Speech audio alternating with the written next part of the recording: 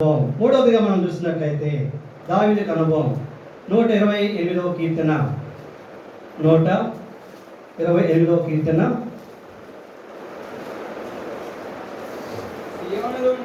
5వ వచనం.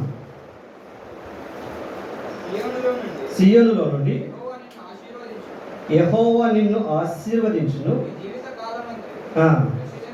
యెరూషలేమునకు క్షేమము కలుగుట చూచారు. కనుక సీయోనులో ఏమన్నా చెప్పండి. మూడవది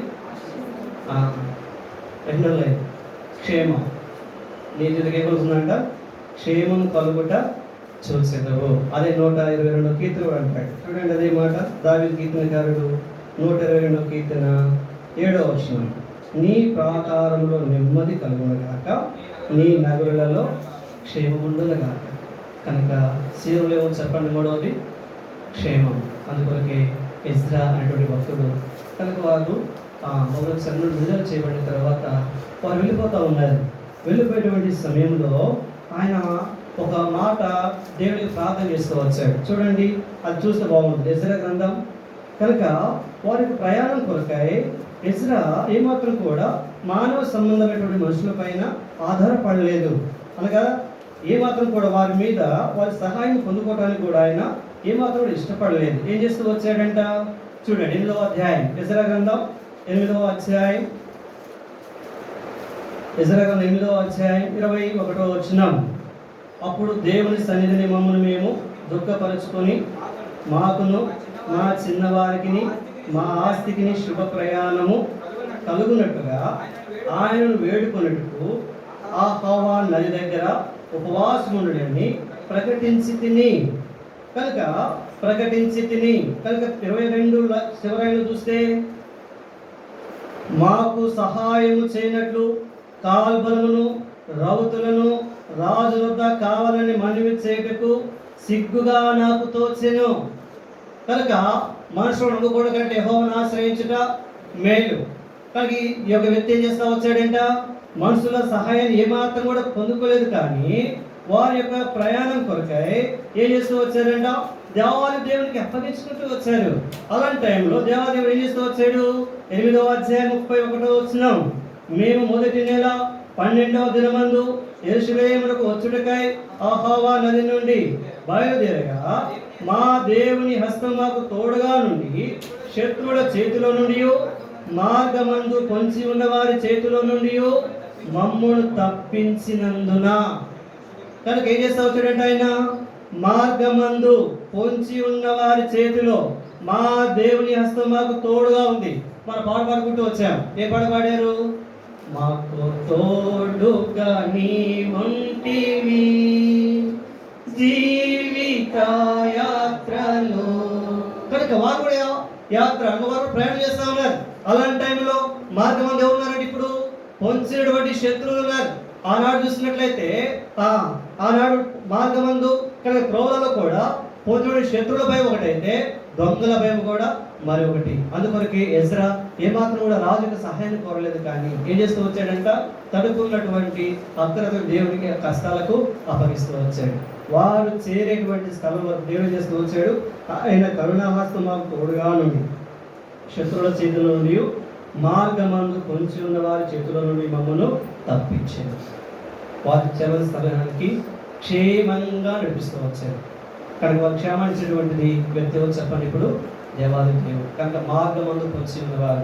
ఆ మాట ఎందుకు వాడుతూ వచ్చారు అంటే యెరూషలేము నుండి ఒక వ్యక్తి ఎరుకకు ప్రయాణం చేస్తూ ఉన్నాడంట. యెరూషలేము నుండి ఒక వ్యక్తి ఎరుకకు ప్రయాణం చేస్తూ ఉంటే ఈ వ్యక్తి కూడా మార్గ మధ్యంలో ఒకరి చేతి చిక్కాడు. ఎవరు చెప్పండి? దొంగల చేతి చిక్కారు. ఈ దొంగలు చేస్తూ వచ్చారంట? సమస్తమును దోచుకొని ఆయన కొట్టి ప్రాణము తోడ పడవేసి వెళ్ళిపోతూ వచ్చారు. అంటే మార్గ మధ్యంలో ఏం లేదు, ఇప్పుడు పద్ధతి లేదు, కాపుదల క్షేమం అనేది లేదు. అంటే దొంగలు అనేవారు ఉన్నారు. అందుకొరకే ఏం చేస్తూ వచ్చారంటే ఇప్పుడు ఈ ఎజ్రా. కనుక ఆనాడు శత్రు భయం ఒకటైతే ఈ దొంగల భయము రెండవ. అన్నిటి కాపాడే వ్యక్తి కూడా ఎవరంటే ఇప్పుడు దేవునికి ఆయన అప్పగించుకుంటూ వచ్చారు. అందుకొరకే ఆయన చేస్తూ వచ్చాడు వారిని చెప్పండి. కనుక వారు చేరేంత వరకు దేవుని కరుణాహస్తం మాకు తోడుగా ఉండి శత్రువుల చేతిలో నుండి మార్గమందు పొంచిన వారి చేతిలో నుండి మమ్మల్ని తప్పించెను. కనుక మూడో అనుభవాన్ని చూసినట్లయితే యెరూషలేములో సియోనులో ఏముందండి ఇప్పుడు? క్షేమం. సియోనులో ఏముంది? క్షేమం. ఆయన నగరాలలో క్షేమం ఉండునుగా కావాల్సినాడు. కనుక అందుకొరకే దావీదు కీర్తనకారుడు సెలవిస్తున్న మాట, నా ప్రాణం యెహోవాను సన్నిధించు. నా ప్రాణం యెహోవాను సన్నిధించు. ఎందుకు సన్నిధించాలా? ఇప్పుడు చెప్పండి, ఎందుకు సన్నిధించాలా? కనుక సియోనులో ఎందుకు సన్నిధించాలా? సియోనులోని దేవుడిని ఎందుకు స్తుతించాలా? కనుక ఆయన సియోనులో సన్నిధింపబడునుగాక అన్నాడు. కనుక ఇప్పుడు సియోను యొక్క అనుభవాలు ఆయన జీవితంలో చూస్తూ వచ్చాడు. ఈ 3 విషయాలు కూడా దావీదు యొక్క అనుభవం. సియోనులో దేవుడు చేస్తూ వచ్చాడు, ఆయన్ని ఆదుకుంటూ వచ్చాడు. సియోనులో దేవుడు చేస్తూ వచ్చాడు, ఆయన్ని అడుగులను స్థిరపరుస్తూ వచ్చాడు. సియోనులో చేస్తూ వచ్చాడు, ఆయనకు క్షేమాన్ని కలిగిస్తూ వచ్చాడు. అందుకొరకే ఆయన ప్రాణంతో ఒక నిబంధన చేసుకుంటున్నాడు. ఆయన ఏమని చేసుకుంటా ఉన్నాడు? నా ప్రాణమా యెహోవాను సన్నిధించు. ఆయన చేసిన ఉపకారాలు దేనిని కనుక మర్చిపోతున్నారా? చెప్పండి. అందుకొరకే సమీర్ భక్తులు కూడా అదే మాట సరిస్తూ వచ్చారు, ఇంతవరకు యెహోవా మనకు సహాయము చేసింది. ఇంతవరకు యెహోవా మనకు సహాయం చేసింది. కనుక ఆయన సహాయాన్ని ఎప్పుడు కూడా మర్చిపోకూడదు. ఆయన చేసిన వీళ్ళు ఎప్పుడు కూడా మర్చిపోకూడదు. అందుకొరకే మర్చిపోకుండా ఉండాలంటే ఏం చేయాలి? మరి ఇప్పుడు ఏం చేయాలి? అందుకొరకే సమీరులు భక్తులు మరొక మాట వారికి సెలవిస్తూ వచ్చారు. చూడండి, చివరి ఆ మాట చదువుకొని మనము ప్రభువుని ఆరాధిస్తాం. సమీరులు మొదటి గ్రంథం 12వ అధ్యాయం. సమీరులు మొదటి గ్రంథం 12వ అధ్యాయం 24వ వచనం. సమీరులు మొదటి గ్రంథం 12:24. ఆయన మీ కొరకు ఎన్ని గొప్ప కార్యములు చేసినో అది మీరు తలంచుకొని మీరు యెహోవా యందు భయభక్తులు కలిగి నిష్కపటులై పూర్ణ హృదయముతో ఆయన సేవించుట ఆవశ్యకము. కానీ ఆయన సేవించాలా, ఆయన స్తుతించాలా, ఆయన ఆరాధించాలా. ఎప్పుడు ఆరాధిస్తాం అంటే ఆయన చేసేటువంటి కార్యాలు తలంచుకునే వారిగా ఉండాలి. తలంచుకోకపోతే మరచిపోతాం. మరచిపోతే దేవుడు స్తుతించలేము, దేవుని ఆరాధించలేము, ఆయన కార్యాలను మనము ఎత్తి చూపించలేము. అందుకని దావీదు ఒకడైనా మర్చిపోయినాడా? ఏమాత్రుడు మర్చిపోలేదు. అందుకొరకు ఆయన ఒక నిబంధన చేసి ఎవరితో నిబంధన చేసుకున్నాడు? ఇప్పుడు యోబు తన కళ్ళతో నిబంధన చేసుకుంటే దావీదు ఎవరితో నిబంధన చేసుకున్నాడు? తన హృదయంతో నిబంధన చేసుకుంటూ వస్తున్నాడు, తన ప్రాణంతో నిబంధన చేసుకుంటూ వచ్చాడు. నా ప్రాణమా యెహోవాను సన్నిధించు. ఎందుకు సన్నిధించాలో? ఆయన ఆదుకున్న దేవుడు, ఆయనను స్థిరపరిచిన దేవుడు, ఆయనకు క్షేమం కలిగించినటువంటి దేవుడు. ఏం చేస్తా వచ్చాడు చెప్పండి? ఆయన క్షేమాన్ని కలిగించినటువంటి దేవుడు. కానీ అలాంటి దేవుడిని మనం ఏం చేయాలి? ఇప్పుడు ఏం చేయాలి? సీఎంలు ఏం చేయాలా? అదే మా 135వ కీర్తన మరొక సరళంగా చదువుకున్న ప్రభువును మనం ఆరాధిస్తాం. 135వ కీర్తన 21వ వచనం అందరం బిగ్గరగా చదువుకున్నాం. అందరం కలిసి 135:21 వచనం. యెరూషలేములో నివసించు యెహోవా సియోనులో నుండి సన్నిధింపబడును గాక. యెహోవాను స్తుతించు. యెహోవాను స్తుతించు. ఎందుకు సియోనులో యెహోవాను స్తుతించాలా? చెప్పండి. సియోనులో ఎందుకు స్తుతించాలా అంటే మనం 3 విషయాలు చూసాం. కనుక సియోను దేవుడు ఏ దేవుడు అంట? ఆదుకునే దేవుడు, స్థిరపరిచే దేవుడు, క్షేమం ఇచ్చేటువంటి దేవుడు. కనుక అలాంటి దేవునికి ఎలాంటి వారమై ఉండాలి? మనం కృతజ్ఞులమై ఉండాలి. ఆయన చేసేటువంటి కార్యాలు తలంచుకొని కృతజ్ఞులమై దేవుణ్ణి సేవించే వారిగా ఉండాలి. కనుక అదే దేవుడు మనం ఏం చేస్తున్నాడంట? కోరుకుంటున్నాడు. కనుక దేవుని ఆరాధించేవారు ఆత్మతోనూ సత్యముతోనూ ఆరాధించాలి. కానీ మన ఆరాధన ఎలాంటిదై ఉండాలి? ఇప్పుడు ఆరాధనలో ఆత్మ ఉండాలి, రెండవది సత్యం ఉండాలి. కనుక ఆయన ఏది బట్టి అది ఆరాధన చేస్తున్నాడా? దావీదు ఏది బట్టి అది. చాలామంది ఏం చేస్తారంటే ప్రాణానికి వస్తారు కానీ మరి వాళ్ళు ఏం చేస్తారో తెలియదు. మరి చెప్పేటప్పుడు ఇప్పుడున్నట్టే అనిపిస్తుంది. కానీ మరి ఏం చేస్తారు? ఇప్పుడు ఆరాధన చేసేటప్పుడు మాత్రం ఒక మాట కూడా అది జ్ఞాపకం పెట్టుకోరు. కనుక వారు అనుకున్నది, వారు నేర్చుకున్నది వారు ఎప్పుడో కూడా దాన్నే చేస్తారు తప్ప ఒక మాట కూడా మరి దేవుడు చేసిన కార్యాన్ని తలంచుకుంటారా? దేవుడు చేసినటువంటి కార్యాన్ని ఎత్తిపెడతారా? దేవుడి దేవుని లేఖనాన్ని బట్టి దేవుని ఆరాధిస్తారంటే ఏమాత్రం కూడా లేదు. ఏమాత్రం కూడా తూతూ మంత్రంగా దావీదు ప్రభుని ఆరాధించలా. ఏది బట్టి అది ఊరుగా చేయలా. దేవుడు తన జీవితంలో ఏదైతే చేస్తూ వచ్చాడు దాన్ని ఎత్తిపట్టి చేస్తూ వచ్చాడు. కనుక సీయోను దేవుడు ఏం చేస్తూ వచ్చాడంటే ఆయన్ని ఆదుకుంటూ వచ్చాడు బలిష్టటువంటి పగవారి చేతిలో నుంచి. ఏం చేస్తూ వచ్చాడు? ఆయన నన్ను ఆదుకుంటూ వచ్చాడు. కనుక నా అడుగులు ఎక్కడున్నాయంట? జిగట గల దొంగ ఊపి. ఏ ఊపి అది? జిగట గల దొంగ ఊపి. అలాంటి ఊపిరి ప్రభుత్వం ఏం చేస్తూ వచ్చాడు? లేపుతూ వచ్చాడు, బండ మీద స్థిరపరుస్తూ వచ్చాడు. కనుక ఆమెను స్థిరపరుస్తూ వచ్చాడు. మూడవ చూస్తే దేవుడు కలిగించినటువంటి క్షేమం పద్ధతులు కావులను బట్టి కనుక దేవునికి లేఖనాన్ని ఎత్తుపట్టి ప్రభువును ఆరాధిస్తూ వచ్చాడు. కనుక ఇది సత్యం. కనుక మన మాటలు కాదు, మన మాటలు కూడా ఏ మాటలు అంటే అవి అసత్యం. మనిషి మాటలు చేసే సత్యం వస్తుందా ఒకటన్నా? ఏది కూడా రాదు. కనుక మనరుని యొక్క ఆ క్రియలు ములికి పేలికలు. కనుక మన మాటలతో కాదు కానీ దేవుని లేఖనానుసారంగా దేవునికి లేఖను ఎత్తుపట్టి ప్రభువుని చేయాలా? ఆరాధించాలి. ఆత్మతోనూ సత్యముతోనూ ఆరాధించి నా ప్రాణం యెహోవాను సన్నిధించు. ఉదయకాల సమయంలో కనుక గడిచిన సంవత్సరం గతిలో దేవాది దేవుడు చేసిన మన పట్ల చేసిన కార్యాలు తలంచుకునే వారిగా ఉండాలి. ఎన్నో శ్రమలు, ఎన్నో ఇబ్బందులు, ఎన్నో భయాలు కనుక ఏమొచ్చినాయంట? భయాలు. కనుక అలాంటి వాటిలో నుంచి దేవాదేవుడు ఏం చేస్తూ వచ్చాడు? విడిపిస్తూ వచ్చాడు, విమోచిస్తూ వచ్చాడు. గొప్ప విజయం ఇచ్చి మరొక సంవత్సరాన్ని దయాకిరీటంగా ఇచ్చాడు. అందులో ప్రభువులు ఏం చేయాలి? ఇప్పుడు ఏం చేయాలి చెప్పండి? ఆరాధించాలి. కనుక కొద్ది మాట ప్రభువును ఆరాధిస్తాను. ప్రభువును సాయం చేయాలి. నిలబడి ఒక పల్లెలు చదువుకుంటాం.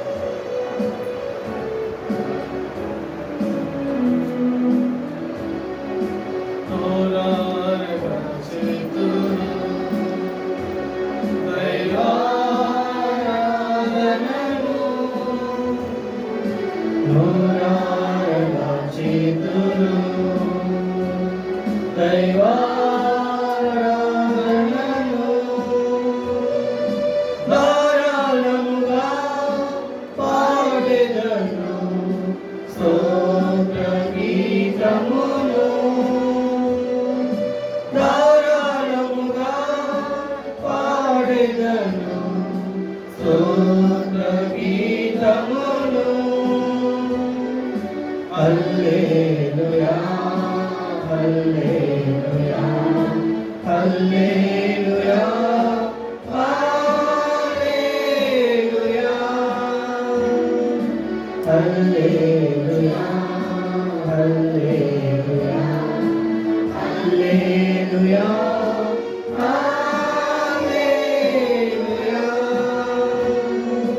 భరించితివి నా పాపపు శిక్షను జరిగించితివి నీ రక్షణ కార్యము నాలో భరించితివి నా పాపపు శిక్షను జరిగించితివి నీ రక్షణ కార్యము నాలో హల్లెలూయా హల్లెలూయా హల్లెలూయా హల్లెలూయా హల్లెలూయా హల్లెలూయా హల్లెలూయా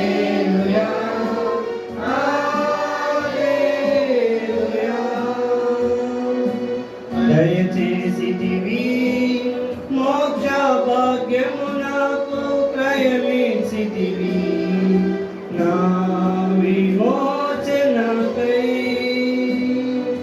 దయచేసితివి మోక్ష భాగ్యము నాకు క్రయమించితివి నా విమోచనకై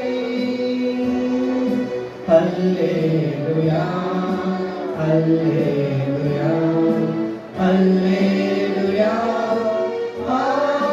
హల్లెలూయా హల్లెలూయా హల్లెలూయా హల్లెలూయా హల్లెలూయా. దయచేసి కూర్చోండి. సేవకులు ఆరాధన చేస్తాం అందుకే తర్వాత సహోదరుడు మనం ఆరాధన చేస్తాం. దేవుడు గడిచిన సంవత్సరం అంతా మనం కాపాడి మొత్తం సంవత్సరం దయచేసి ఆరాధించాం.